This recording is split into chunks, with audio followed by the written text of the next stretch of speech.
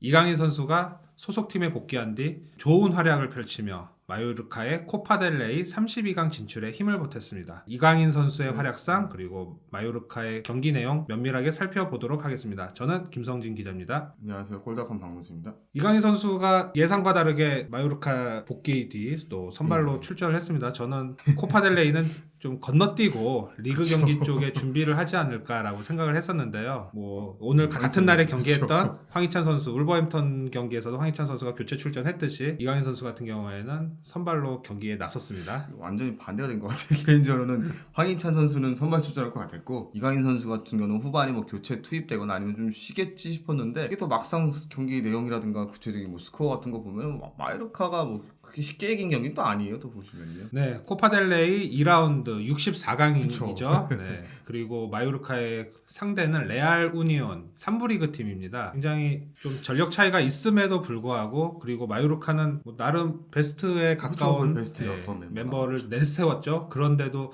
전반 20분 로드리게스의 골 이것이 뭐 선제골이자 결승골이 되면서 승부가 결정이 됐는데 뭐 그러면서 보면은 마요르카가 썩 뭐 계산으로 따진다면은 뭐 이득이 승리는 했음에도 얻은 것은 크지는 않은 선수들을 좀 아껴 써야 되는데 그런 점에서 좀 아쉬운 결과였습니다. 조금 외람된 말인데 저 레알 유니온 저 로고가 제가 안경 벗고 레알 마드리드 보일 수도 있지 않을까 싶을 정도로 이게 그렇죠. 사실 그렇죠. 분명히 전력 차가 있는 팀임에도 불구하고 마요르카가 이렇게 한 거는 어떻게 보면은 이제 좀 있으면 다시 또 라리가 다시 시작하는데 약간 좀 감독이 좀 세부적인 면에서 좀 조정이 좀 필요하지 않을까 싶기도 해요. 보면요. 이강인 선수 같은 경우에는 오늘 선발로 예. 명단으로 보면은 거의 투톱처럼 경기에 나섰거든요. 무리키 선수하고 같이. 하지만 실제 경기에서는 윙어죠? 투톱보다는 왼쪽 사이드 맞습니다. 윙어, 본인의 가장 잘하는 포지션 중에 하나인 왼쪽 윙어로 뛰었고 그 보시면 아시겠지만은 이 멤버가 골키퍼 정도로 제외하면은 평소에 보던 마요르카 선수 그대로 거의 나왔다는 거는 이 팀은 뭐 거의 베스트 멤버전이야. 왜 라리가 개막이 앞서가지고 유니온 경기를 뭐 어떻게 보면 뭐 공식 경기긴 해도 그 리그 다시 돌입하기 전에 발을 맞췄다라고 봐도 될 것 같아요. 네, 어떻게 보면 또 마요르카 입장에서는 굉장히 리그 경기에 좋은 컨디션을 보이기 위해서 그렇죠. 주전 선수들 휴식기도 있고 맞아요, 했으니 주전 선수들을 확실하게 몸을 끌어올리고 대승을 거둬서 좋은 분위기 속에서 주말을 맞이하겠다. 뭐 이런 의도였던 것 같아요. 하지만 앞서 이야기했듯이 스코어가 1대0이고 또 경기 내용 자체도 사실 엄청 압박하잖아. 그렇게 좋은 편은 아니었어요. 네, 사실 뭐 보신 분들은 아시겠지만 우니온 이 팀도 좋은 기회 많았기 때문에 진짜 여차하면은 떨어질 수도 있지 않았을까 네, 싶은 그렇죠. 경기였죠 사실은. 그러면 이제 저희는 이강인 선수의 활약상 위주로 한번 살펴보겠는데요. 뭐 먼저 전반 4분 좋은 패스가 한번 나왔습니다. 네, 패스를 시도하긴 했죠. 저 왼쪽 윙으로 나와가지고 패스를 시도한 다음에 뭐 동료와의 그 연계 플레이를 활용하긴 했는데 아쉽게도 막 여기서 좀 흐름이 끊겨가지고 실질적으로 막 득점으로 이어지진 않았죠. 대신에 그 전반 20분에 물론 이강인 선수가 공격 포인트 가동한 건 아니고 뭐 실질적으로 막 그 뭐 한 건 아닌데 보시면 아시겠지만 지금 로드리게스가 결승골을 넣는 과정에서 이강인 선수가 상대 수비수를 뭐 흔히 말하는 몸몰이라고 이렇게 그렇죠. 좀 끌어모으고 있어요 보시면요. 그래서 이강인 선수가 전방에서 굉장히 네, 넓은 맞아요. 활동 네, 반경, 맞아요. 왼쪽 사이드 윙어지만 맞아요. 전방까지 이렇게 어떻게 보면 거의 반대편까지 가려고 할 정도로 넓은 그런 활동량 속에서 이 각을 좁히며 상대 수비수를 압박을 했고 어떻게 보면 맞아요. 이제 그런 것이 로드리게스 선수가 또 상대 수비수의 그런 맞아요. 플레이를 좀 방해할 수 방해할 수 있는 있게. 하나의 또 영향을 줬었죠. 그런 거 보면 참 그죠. 그 보시면 아시겠지만 골 넣는 장면에서도 어쨌든 이강인 선수가 있기 때문에 상대 수비수도 함부로 막 전진을 못했어요. 결국 어떻게 보면 이강인 선수가 이렇게 상대 수비 범위를 커버해주면서 노리게 선수가 먼저 들어갈 수 있었기 때문에 선제 득점으로 연결되지 않았을까 싶더라고요. 조장면에서 공이 조금 굴절돼서 이강인 선수 쪽에 향했다면 좋았을 텐데. 지금 있는 저 아크 오른쪽 예, 저 정도에서 왼발 슈팅을 시도할 수도 있었을 것 같아요. 절묘하게 딱 가마차기 하죠. ZD라고 하죠. 네, 어떻게 보면 이강인 선수가 골을 넣을 수 있는 기회이기도 했는데 공의 그 방향은 반대로 골대 쪽으로 향했기 때문에 맞습니다. 이강인 선수가 볼을 잡을 수 있는 기회는 없었습니다. 이게 결승골이었고요. 네.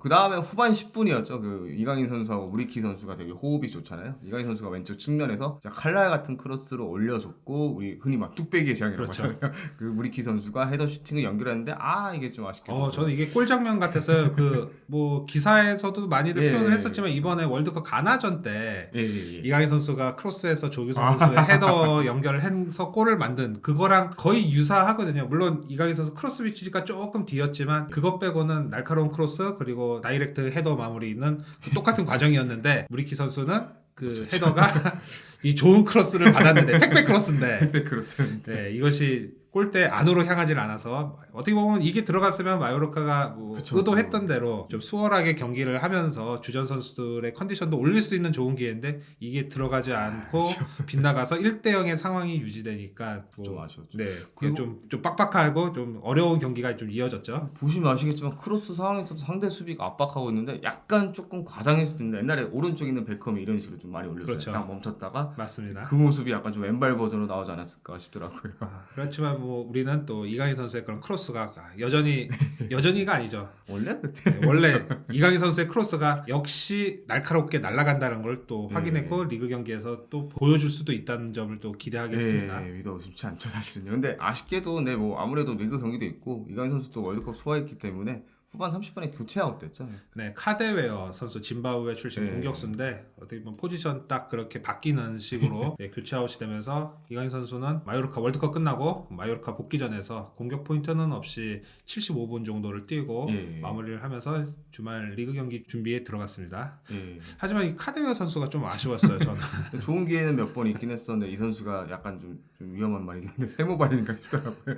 기회는 있었는데 네. 이거 넣으면 되는데 왜 못 넣었을까 싶더라고요. 골키퍼하고 1대1 상황까지 맞아요, 나왔었는데 그 장면 되게 맞아요. 예, 아니 그거를 넣었어야 되는데 왜 못 넣었을까라는 참 아쉬움이 그쵸. 있더라고요. 그래서 결국 리옹에서 임대가 오지 않았을까 싶기도 하더라고요. 그 다음은 평점인데 사실은 이 아무래도 코파 델레이고 이게 또 64강이니까 주목도가 사실 높은 편은 아니어서 저희가 많은 걸 준비하고 싶었음에도 불구하고 별로 다른 데가 없었어요. 사실 매체가. 그래서 두 군데만 준비했는데 일단 폼몸에서는 아무래도 좀 공격 자원으로 나온 이강인 선수가 직접적인 공격 포인트를 가동한 건 아니니까 평점은 그렇게 높게 나오진 않았어요. 그리고 앞서 저희가 그 로드리게 선수가 그 결승골을 넣는 과정에서 보여준 모습도 압박하는 건 사실 이런 스탯은 들어가지 않잖아요. 좀 평점이 좀 양 팀 합쳐서 마요르카 공격진에선 좀 가장 낮게 나와서 좀 아쉽지 않았을까 싶고요. 그렇습니다. 좀 다른 선수들은 그래도 7점 때는 혹은 나왔죠. 뭐 6.9가 나오기도 했지만 이강인 선수에게는 조금 박한 평가지 않았나. 아니 무리키 선수가 7.9가 나올 정도인데 아까 다른 영상에서 얘기했던데 코스타 선수 이어가지고 브리키 선수 약간 7점 돼가지고 그쵸. 그 다음은 소파스코인데 소파스코 같은 경우는 뭐 마찬가지로 공격진 중에서는 점수가 그렇게 높은 편은 아니었는데 세부 스탯 보면은 뭐 패스 정확도가 어쨌든 윙어고 좀 공격적 자원임에도 불구하고 82% 다른 거는 그렇게 낮은 건 아니잖아요 사실은요. 그렇죠. 그리고 히트맵 보면은 확실히 그쵸. 왼쪽 측면 위주로 뛰었음에도 굉장히 열심히 전방위적인 플레이를 했다는 게 증명이 되거든요. 동일 번쩍 사이 번쩍 네. 그죠. 이강인 선수가 그런 보이지 않는 기여도가 있었다라는 아, 거를 맞습니다. 보여줄 수 있고 뭐 본인의 또 주 임무인 패스도 81%의 정확도를 보여줄 만큼 좋은 플레이를 했다. 이런 스탯 자체가 말 그대로 진짜 패스 얼마큼 했냐 이게 중요하기 때문에 뭐 공헌도라든가 이렇게 좀 보이지 않는 거는 반영되지 않았으니까 아무래도 예. 평점에서는 그런 게 좀 빠진 듯한 예, 모습을 볼 맞습니다. 수가 있죠. 그래서 우리 키가 더 높지 않았을까 싶네. 아까 어쨌든 헤더 때렸으니까.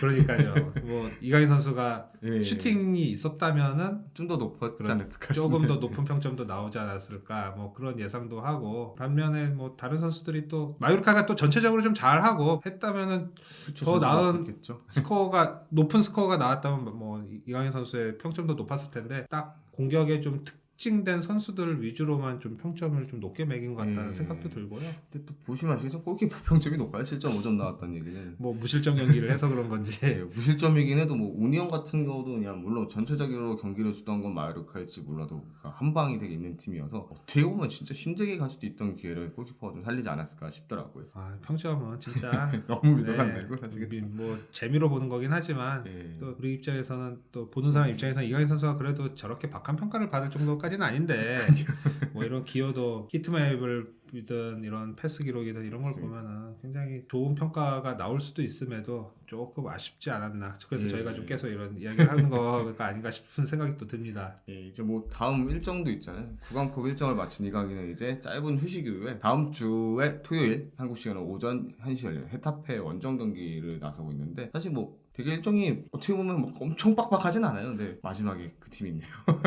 레알 마드리드가 좀 걸려서 그렇지. 네, 라리가가 조금 여유가 있는 일정이기 때문에 네. 그래서 코파델레이를 했지만 이 월드컵 그렇죠. 끝난 네, 직후에 네. 바로 코파델레이를 했지만 그래도 또 크리스마스가 있어서 잠깐 맞아요. 쉬었다가, 네, 쉬었다가. 예, 네. 그리고 올해 마지막 날이죠. 뭐 현지 시간으로는 30일 그쵸, 금요일이 30일. 되는 네. 건데 올해 마지막 경기를 치르고 그 다음에 또 일주일 정도를 일주일 이상이죠. 일주일 네, 이상을 네. 쉰 다음에 뭐 바이아돌리드 경기를 하고 그렇게 거의 일주일 7일 8일 정도의 그런 좀 여유 있는 일정으로 이제 소화를 하면서 뭐 2월 5일 뭐 시간 아직 뭐 미정이죠. 미정이지만 네.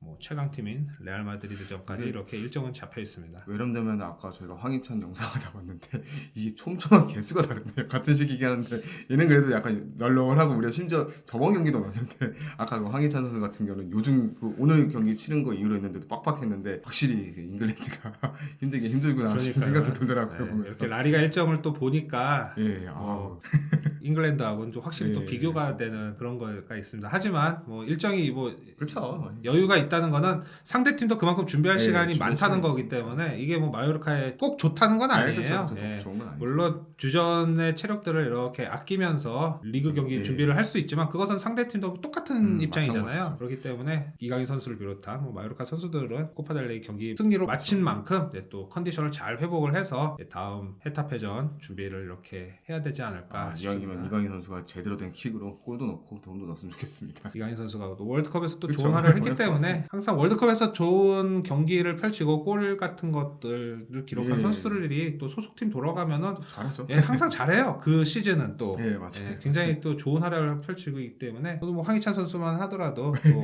예, 좋은 모습 보였어요. 일도움을 하면서 팀 승리를 이끈 걸 보듯이 예. 이강인 선수도 월드컵에서 본인의 기량을 잘 발휘한 만큼 마요르카에서도 또 팀 내에서도 확실히 또 필요한 자원이기 그렇죠. 때문에 그래서 뭐 앞으로 있을 리그 경기에서도 굉장히 좋은 활약을 펼치지 않을까 그렇게 생각을 해보겠습니다. 한준TV는 계속해서 라리가 소식 그리고 이강인 선수의 소식 스페인 축구 등등 여러 소식들을 놓치지 않고 자세하게 전해드리도록 하겠습니다. 오늘 감사합니다. 네, 감사합니다.